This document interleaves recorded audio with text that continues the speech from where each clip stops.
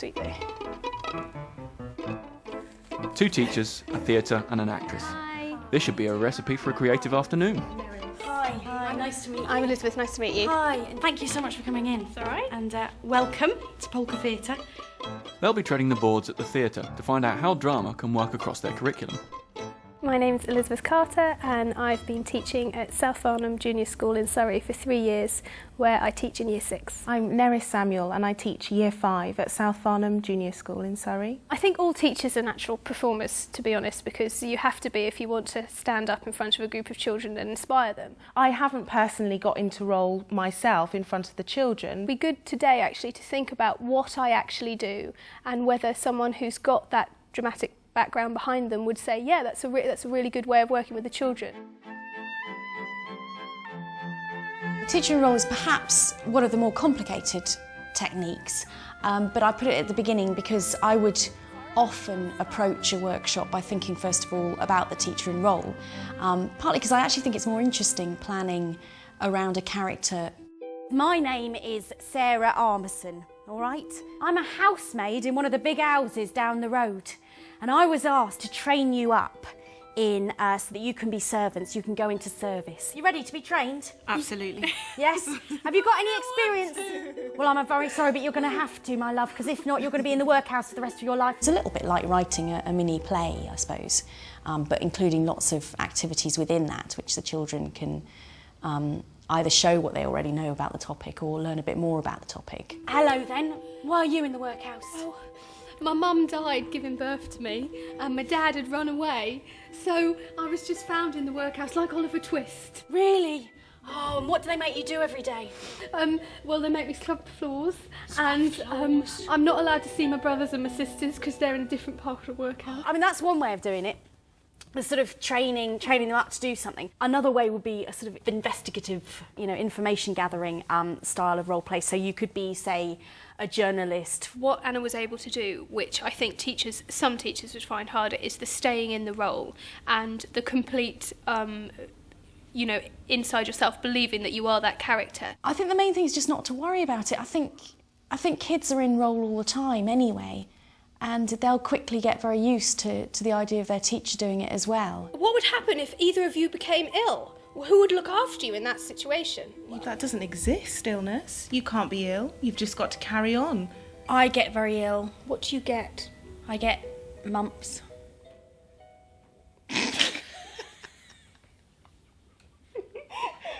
There's so many opportunities I can think now about doing it that would really work. I think initially there will be lots of giggling from my children because, they're not used to me doing it. But I think if I stay in that role and if I'm really committed to it, I think they'd really enjoy it and actually get an awful lot out of it in terms of their own understanding of the character or the period or anything like that. So I'm going to give it a go.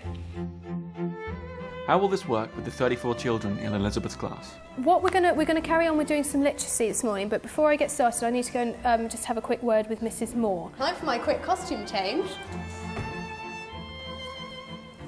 I just think I don't know if they're just going to laugh. That's what I think is going to happen. Right. Guys, okay, seriously, we haven't got long. Okay? Okay, right. I was told I'd find you here. I've just seen your teacher on the way out, okay? I don't know how long we've got, right? We have been studying the poem Macavity, and Nick McIntyre came in.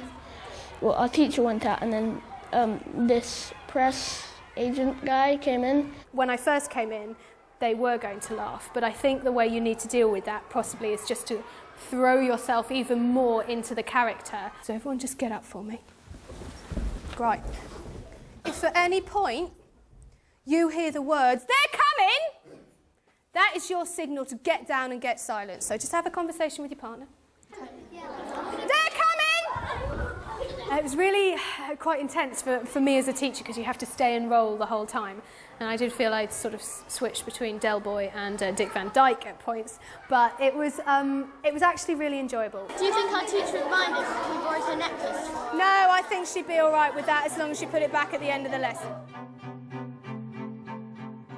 So another method which I find works really well is to send the children on a sort of quest where they meet different relevant characters along the way. The quest is a good way in for people who aren't used to acting in role, because you only have those short snippets of being that character. You're going to have to tell me of 5 inventions during the Victorian era. Yes. Mobile phones. Not quite. The telephone, though. The telephone, not mobiles, but telephones. She did a fantastic bit of role play as Florence Nightingale, but, you know, with her own voice, but very calm and completely believable. And she immediately took on a different energy from her own, which is part of it. And I think that comes with character as well.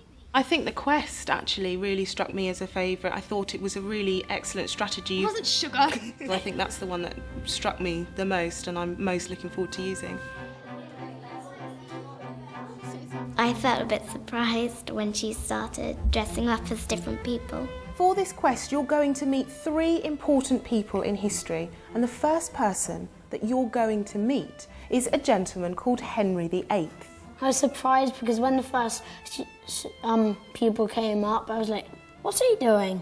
And then suddenly he gave the robe to Miss Samuel and she put it on. I was like, what's she doing? Now then, I hear that you are wanting to be one of my courtiers, is that correct? Yes. Yes, Your Majesty, you would address me, is that correct? Yes, Your Majesty. She was dressing up as Henry VIII, a sailor, and Elizabeth. And she gave us 3 tasks to do, and she told us if we completed them or not. I don't want to do this business anymore, so I need your help. I need you to put together a list of reasons why I shouldn't be a sailor anymore. I like the accent for the sailor a lot because it was funny, and also with the other ones, really tough and rough voice. Sit up straight when you're in the presence of a queen. My goodness me, the manners in this room.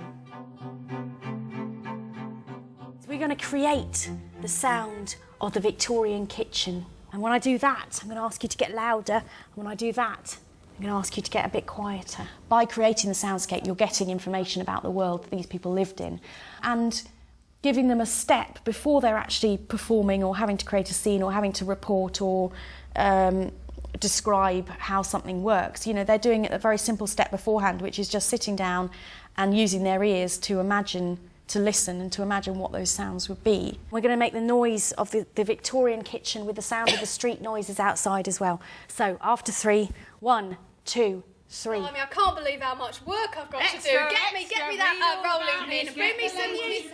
Right, come on, girls, we've got to get going. Right, get up the stairs and get the master's paper and bring it back down. I would normally do this by sitting them all down in a circle. Yeah. And you'd go, you'd be inside the circle and you would, you know, conduct them basically, literally conduct them like an orchestra. I think it would be better if you've got like 4 children doing like the cook, because then they've got others to feed off. We were doing history. Look at this picture by William Thrift, and it's called the railway station. We were in groups and we were kind of trying to get the atmosphere and the kind of noises of what would be like at the station, at Paddington Station.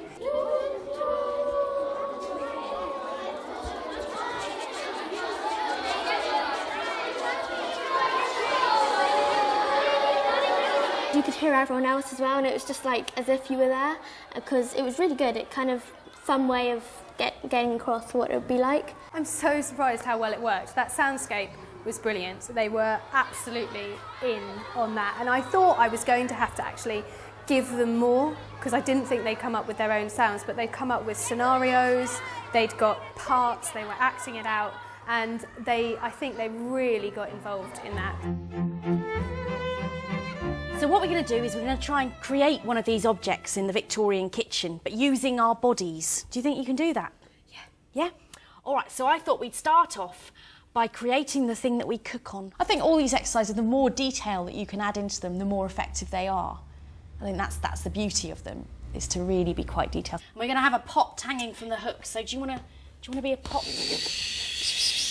That works really well, particularly if you've got something that is in motion anyway, like something electrical. Maybe make a class freeze frame where they're all doing those different activities. You could either make it a really big object that you could get all the class doing, Yes. so because obviously you've got about 30 children, or you could have them in 2s or 3s or 4s making Doing up different- their own, so you make up a whole scene rather than just Exactly, yes, one the whole object. kitchen scene, and they can pick their own object from the kitchen. So, what can Elizabeth sculpt with her pupils' bodies? Right, what did a train have?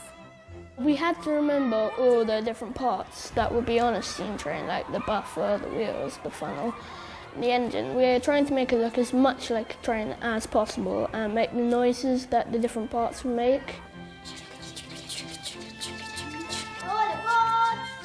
With our bodies, it's quite good because it was really enjoyable to do, and it was also kind of telling you about like the model of how the train would be, and so that was good because then you could also think about what it would be like to be on the train and where everything would be, and it's good. Hey, brilliant, guys, that was excellent. You know, they thought really carefully about what they wanted to make and how they were going to use their bodies, and actually we had 4 different interpretations of the same task, which I was really, really impressed with. So, being slightly, not sceptical this morning, but just, I was a bit like, is it going to work with 34 children in my classroom? Are they going to do it? And being year 6 as well, who can be a little bit role-playing, we're not going to do that, I thought that went really well. Anna has some feedback for Elizabeth and Neris. Brilliant. It was so good. Yours was just great. I enjoyed it more than I thought I would because I've never done acting teacher in role before, but no, I actually really enjoyed that. I'll definitely be doing that again. Anna, Your Majesty. Your Majesty. I loved Queen Elizabeth, and she was so bossy. And but you can be bossy when you're in character. It's just amazing because they love so much more with and it. I love the fact that you made them turn around and curtsy to you. Just like...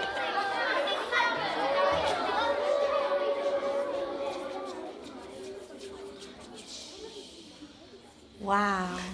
Do you know, I stopped looking at it there and it was completely recognisably a train coming into a station. And it really did when you were sort of hearing all the sounds, because I had a little group over there who were the driver, and like, as they built up, all aboard, last train. We had the porters, and then I had some street sellers and so on. Some of them said, we were doing learning, but it was different. It was different. The history that I did was different than what we normally, how you normally perhaps deliver a history lesson, and that they'd really liked doing it. Some of the stuff I did in the history this morning, if I then asked them to go away and write something about a Victorian station, the quality and the depth of their knowledge of their surroundings and what it would have been like would have been much more detailed. And, across the board, from my more able children to my less able, would really have been set up with the ideas about what to write. Okay, seriously, you haven't got long. Teachers are wonderful skeptics. You show them something and they're like, well, I can't do that with my class because...